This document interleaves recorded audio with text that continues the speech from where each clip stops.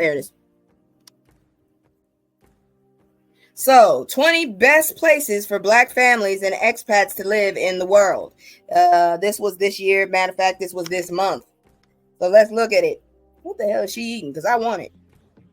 Are you a Black family or expat looking for the perfect destination to call home to? 7 years ago, I left America to discover richer cultural experiences. 7 years ago. That was around the time Trump was in office. Let me see here now. Let's see, and safer communities abroad. In this blog, I'll list the 20 places for Black families to live in the world that I love for you to consider before relocating. It's these international destinations that would have me feel welcomed and safe as a Black traveler. Let me see, who wrote this? Oh, that girl right there in the corner, Fida Dennis, she wrote it. All right, so Bangkok, Thailand, and there she's looking lovely. Bangkok, the bustling capital of Thailand, offers a vibrant blend of ancient traditions and modernity. What drew me and many Black expats to Bangkok is its sense of adventure, delicious cuisine, affordable cost of living, and friendly locals. With a growing expat community and a thriving job market, Bangkok is not only a South Asian adventure, but one of the best cities for Black families to live in the world. Equally, it is a place to work and thrive in. However, unless you have an American contract stating you'll be paid in the USD, you'll likely be paid in baht, which is worth significantly less than the dollar. Whether you've drawn to the vibrant street markets, ancient temples, or the bustling nightlife, Bangkok has something for everyone. I had a friend go there for vacation when we were working in Korea, and they tried to sell him a girlfriend. That's all I got to say about that. Mexico City, Mexico, best place for Black families to live in the world. Ooh, that's beautiful right there. Damn. Mexico City boasts a rich cultural heritage and a burgeoning expat scene, making it a vibrant metropolis. With a lower cost of living than many Western cities, Mexico City is one of the best places for African Americans to live abroad, where Black expats can enjoy delicious Mexican cuisine. Can we drink the water, though? That's all I want to know. And a diverse cultural experience. In CDMX, job and educational opportunities are abundant. So it's an attractive destination for families and young professionals alike, with companies like EY and TikTok here. Finally, Black expats can appreciate the warm and friendly nature of the Mexican people. For instance, people are always greeting me on the street or asking for photos around town. Also, diverse neighborhoods like the popular Roma Norte, Condesa, and Polanco barrios offer something for everyone, from historic charm to modern skyscrapers. Playa del Carmen, or Carmen Beach, Mexico. If you're looking for a more laid-back lifestyle, many will recommend Tulum as the ultimate paradise on the Mexican Caribbean coast, but I beg to differ. There's another picturesque town that offers blue water beaches when it's not sargasso or seaweed season. A relaxed atmosphere and a growing expat community. This more established town and beach hybrid found on the Yucatan Peninsula is called Playa del Carmen, or the beach of, Carmen's Beach. Carmen's Beach offers picturesque views and a growing expat community, making it one of the best places for African Americans to live. Here, Black expats seeking a slower pace of life and natural beauty will find it to be a hidden gem. Similarly, there are Black Playa del Carmen Facebook and WhatsApp groups to help build community. I personally met friends for life through these groups, which made the months I spent in Playa incredibly fun. So whether you're interested in entrepreneurship, wellness, or simply enjoying the beauty of nature, Playa del Carmen has it all. Plus, with local Black expat groups helping to build the community, PDC is also one of the best cities for Black families to thrive. Lisbon, Portugal, best place for Black people to live in Europe. I don't see any in this picture except for maybe that bald dude way down there. Lisbon, the charming capital of Portugal, has become a magnet for Black expats seeking a European adventure. With its warm climate and affordable cost of living, Lisbon is one of the best places for Black people to live in Europe. Its multicultural atmosphere and thriving arts make it a city where expats from around the world feel at home. And then you have 5. Rio de Janeiro, Brazil. A lot of brown people there. Famous for its breathtaking landscapes and vibrant cultures, Rio de Janeiro is one of the best places for African Americans to live in South America. Its lively atmosphere and welcoming locals make it an attractive destination for Black expats, offering a unique blend of modernity. I'm not saying that again. And tradition, modern and tradition. Damn it. I'm gonna stop here because honestly, that's 20, and I'm not reading all 20 because that gives me cotton mouth. But that's at least 5 countries for you to consider moving to. If you don't know how to do it, go check on Google to figure out how to get your passport. But basically, you're gonna need your birth certificate, and you're gonna take your ass to the post office and ask them so you can fill out that form, send it off with like $100 and something, and you good for at least 10 years. All right, y'all. Let's move on to the next one. Let's see here now. It's the good news now. Let's see. Yeah, this is more of a good news thing, but this is why I still look like this. Y'all check this one out. It make me laugh. It make me laugh. This one just makes me laugh. Feeling and betrayed by increased minority support for Trump, Black women say they're stepping back, and we should. It's been too damn long. We all know what Malcolm X said, and it was the truth. So Atlanta, as she checked into a recent flight to Mexico for vacation, Tasia Smith chuckled at the idea of joining Women's March on Washington. As a Black woman, she just couldn't see herself helping to replicate the largest act of resistance against then-President Donald Trump's first term in January 2017, even in an election this year where Trump questioned his opponent's race, held rallies featuring racist insults, and falsely claimed Black migrants in Ohio were eating residents' pets. He didn't just win a second term. He became the first Republican in 2 decades to clinch the popular vote, although by a small margin. It's like the people have spoken, and this is what America looks like, said Smith, the Los Angeles-based founder of the advocacy social media agency Get Social. And there's not too much more fighting that you're going to be able to do without losing your sanity. After Trump was declared the winner over Democratic Vice President Kamala Harris, many politically enraged Black women said they were so dismayed by the outcome that they were reassessing, but not completely abandoning their enthusiasm for electoral politics and movement organizing. Black women often carry much of the work of getting out the vote in their communities. They had vigorously supported the historic candidacy of Harris, who would have been the first woman of Black and South Asian descent to win the presidency. Harris' loss spurred a wave of Black women across social media resolving to prioritize themselves before giving so much to the country that over and over again has shown its indifference to their concerns.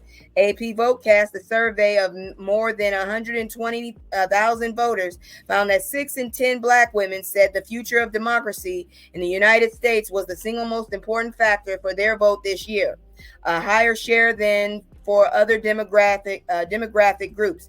But yet, we're ignorant, right? This is what we're worried about, but we're ignorant. All right.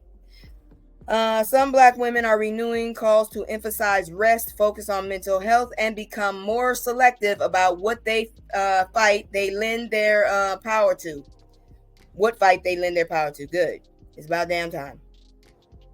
America is going to have to save herself, said Latasha Brown, the co-founder of national voting rights group Black Voters Matter. She compared Black women's presence in social justice movements as core strategists and core organizers to the North Star and dependable star in the galaxy because of its seemingly fixed position in the sky. People can rely on Black women to lead change, Brown said, but the next 4 years will look different. That's not a Herculean task. That's for us. We don't want that title. I have no goals to be a martyr for a nation that cares nothing about me, she said. AP Votecast paints a clear picture of Black women's concerns. Black female voters were most likely to say that democracy was the single most important factor for their vote, compared to other motivators such as high prices or abortion.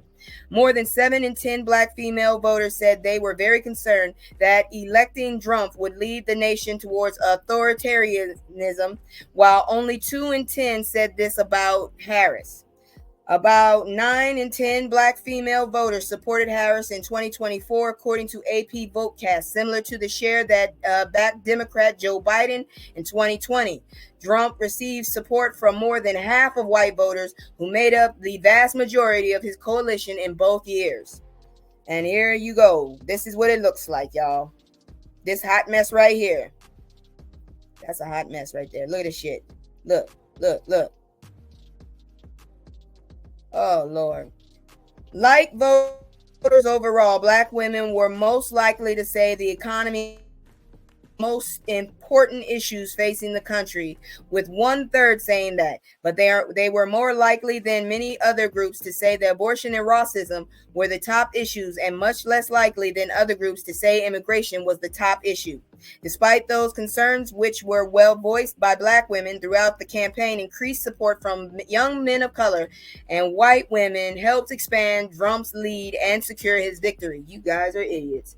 This motherfucker done found the snack bag and took it off and can't open it. This motherfucker here. Politically engaged black women said they don't plan to continue positioning themselves in the vertebrae of the backbone of America's democracy. The growing movement prompting black women to withdraw is a shift from history where they are often present and the forefront of political and social change. One of the early examples in the women's suffrage movement that led to ratification in 1920 of the 19th Amendment to the Constitution, which gave women the right to vote. Black women, however, were prevented from voting for decades afterward because of Jim Crow era literacy tests, poll taxes, and laws that blocked the grandchildren of slaves from voting. Most black women couldn't vote until the Voting Rights Act of 1965. That's a hot ass mess. Black women were among the organizers and counted among the marchers brutalized by the Edmund Pettus Bridge in Alabama during the historic march in 1965 from Selma to Montgomery. That preceded, god dang it, this damn commercial shit. That preceded federal legislation. Decades later, black women were the prominent organizers of Black Lives Matter movement in response to the unalivings of black Americans at the hands of police and vigilantes. Do we really need vigilantes when we're just trying to live our lives? In his 2024 campaign, Trump called the leveraging federal money to eliminate diversity, equity, and inclusion programs in government programs and discussion of race, gender, or sexual orientation in schools. His rhetoric on immigration, including false claims that black Haitian immigrants in Springfield, Ohio, were eating cats and dogs, drove support for his plan to deport millions of people. Tanita Taylor, a black resident of Atlanta who supported Trump this year, said she was initially excited about Harris's candidacy, but after thinking about how high her grocery bills have been, she feels that voting for Trump in hopes of finally getting lower prices was a form of self-prioritization. Girl, you stupid. Don't you know prices about to go up because of him? People say, well, that's selfish. It was going to be better for the greater good, she said. I'm a mother of 5 kids. The things that Democrats do either affect the rich or the poor.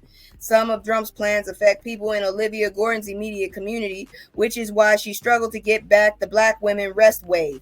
Gordon, a New York-based lawyer who supported the Party of Socialism and Liberation presidential nominee, Claudia de la Cruz, worries about who may be left behind if the 92% of black women voters who back Harris simply stop advocating. We're talking millions of black women here. If millions of black women take a step back, it absolutely leaves holes. But for other black women, she said, I think we sometimes are in the bubble of if it's not in your immediate circle, maybe it doesn't apply to you. And I truly implore people to understand that it does. Nicole Lewis, an Alabama-based therapist who specializes in treating black women's stress, said she's aware that black women withdrawing from social impact movements could have a fallout, but also hopes that it forces a reckoning for the nation to understand the consequences of not standing in solidarity with black women. It could impact things negatively because there isn't that voice from the most empathetic group, she said. I also think it's going to give other groups an opportunity to step up. My hope is that they do show up for themselves and everyone else. Brown said a reckoning might be exactly what the country needs, but it's a reckoning for everyone else. Black women, she said, did their job when they supported Harris in droves in hopes that they could thwart the massive exchanges expected under Trump. This ain't our reckoning, she said. I don't feel no guilt. And I don't either, because I agree with this, and I'm going to step back as well, because I'm not about to sit up here and let y'all break my back because you decided this stupid ass shit. Hell no. Now, on to some better news. Let's check this one out. And we're getting closer to the fuck around and find out. But this one I just want y'all to know about because, yeah, we need to support our groups. And I'm all for supporting black owned. So let's check this one out. Emotional content. 10 black businesses to support this fall and beyond. So this was reported on the 22nd, 2 days ago. So I need y'all to pay attention to it. Fall is here, and fans of sweater weather, denim jackets, and homecoming couldn't be more excited. To kick off the season, the Black Information Network caught up with Amani Macaulay and Chima Bure, the co-founders of Duke and Dame Salted Caramel Whiskey. That sounds delicious. To talk about their unique whiskey is perfect for the cooler months. The company was founded after a chance conversation after dinner one night and a series of experiments in kitchen turned science lab. The topic came up: if you could start your own flavor of whiskey, what would it be? Burley explained, when it came to me, I said I would do something like Werther's Original or Sugar Babies, Sugar Daddies, so salted caramel, and everyone at the table said, wow, what a great idea. But of course, we all went back to work. It was just dinner conversation. I didn't take it seriously at the time. It was 3 years later before the two met up again and started laying out a plan for a new flavor of whiskey to enter the growing market. I'm not really going to go too further into that, but I'm going to show you on Instagram. Here's one of the drinks, Duke and Dame Whiskey. That they have 10.1K followers. This is their drink. This is on it, and they tell you all about it. It's a black as a black owned black business owners, McClay and Burley said their biggest challenge was not necessarily having a blueprint to follow. There's not too many of us in the spirit space, let alone whiskey space. So we all need to get out there. They also have a YouTube channel and recipes for cocktails. This is the channel right here. Once again, that is Dame and Duke's Whiskey, salted caramel whiskey. Next company, Caribbean Brew Coffee. Caribbean Brew Coffee. So coffee and chocolate lovers rejoice. Here's a black woman-founded coffee and chocolate brand that supports Haitian farmers directly. So here it is right here. It's Caribbean Brew. You can see right here, this is what it looks like. You can find it on Instagram. They had a giveaway, but it's over now. Next one, It's Made for Me Vegan Hair and Skincare. Colder weather means our skin needs more TLC. It's Made for Me offers a variety of cocoa and shea butters perfect to protect hair and skin all year round. Here it is. This is what it looks like. This is what you're looking for on Instagram. It's Made for Me. It's shea. That's how it's spelled. Next one, Railbrook Health and Wellness Products. Get your immune system together with Railbrook Health and Wellness Products. The company offers elderberry syrups, teas, and more, perfect for an all-around health. And this is what it looks like. Next one is Few Essentials. Who doesn't love a good candle? Get your home smelling right with Few with two W's. That's Few with two W's. Essential candles, incense products. And this is what it looks like right here. It looks beautiful. Let's see. Treb and Flame. There's no such thing as too many candles. Treb and Flame offers a curated playlist with each of their unique scents. So that's what the candle looks like. But I guess that's the advertisement. Shows you it's kind of laid back, kind of jazzy or cool. Lost in the Sauce, vegan hot sauce, perfect for all recipes. So if you like hot sauce and all that, you want to get lost in the sauce. I don't see a picture. They removed it, but it's spelled how the sentence goes. Lost in the sauce. The Jungalow, bedding essentials for your home, perfect to curl up in. Check out the company's other decor and home essentials. So the Jungalow. So it's Jungalow. And it's very pretty. It looks very homey and comfortable. Then Virile watches, getting suited and booted for fall isn't complete without a timepiece. Check out, let me spell it for you. VIRAIL ERYLE watches for unique jewelry to add to your collection. I do not have a picture, so sorry. And then District of Clothing. The District of Clothing offers hoodies, t-shirts, all of the essentials for fall with a message. Again, they took it off. I don't know how to tell you about that, but those are 10 companies you might want to be looking at for this fall and beyond. And now it's time for you that's what you get. That's what you get.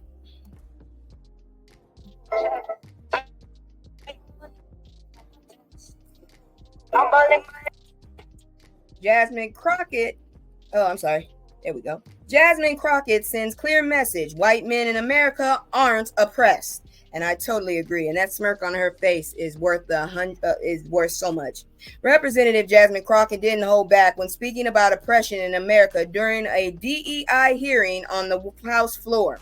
On Wednesday, November 20th, Crockett sent a clear message that white men in America have never been oppressed during the House Oversight Committee hearing on the dismantled DEI Act. The GOP-sponsored bill would eliminate all federal DEI offices and programs. That means a lot of jobs are going to go.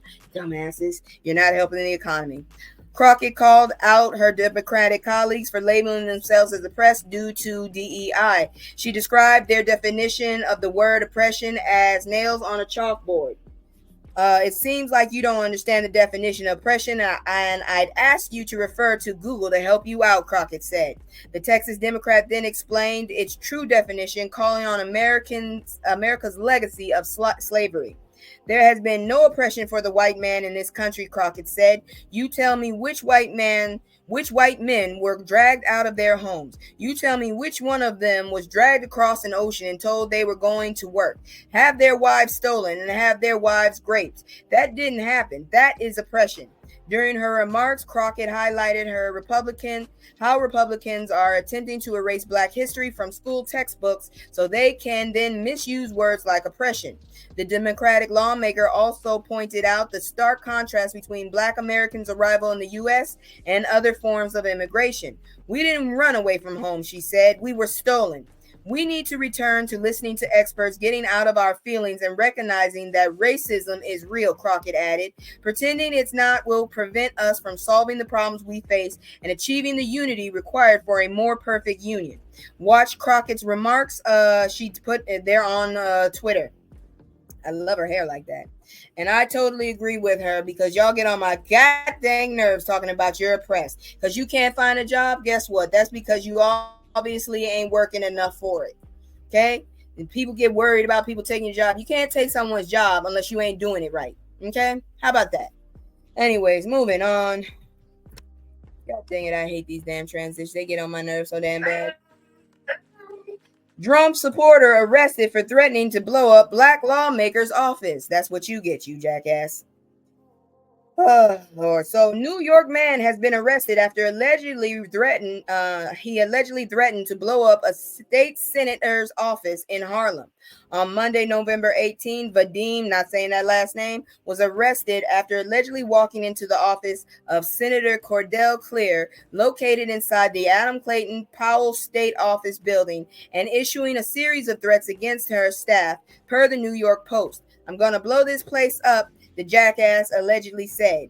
Clear, who represents the 30th State Senate District, said she wasn't present for the threats. The Democratic lawmaker said she was on the phone with a staffer when the suspect demanded to see her. She said that this man had come in and demanded immediately, just said, I want to see Clear, and if I don't get to see her, I'm going to pew this office up.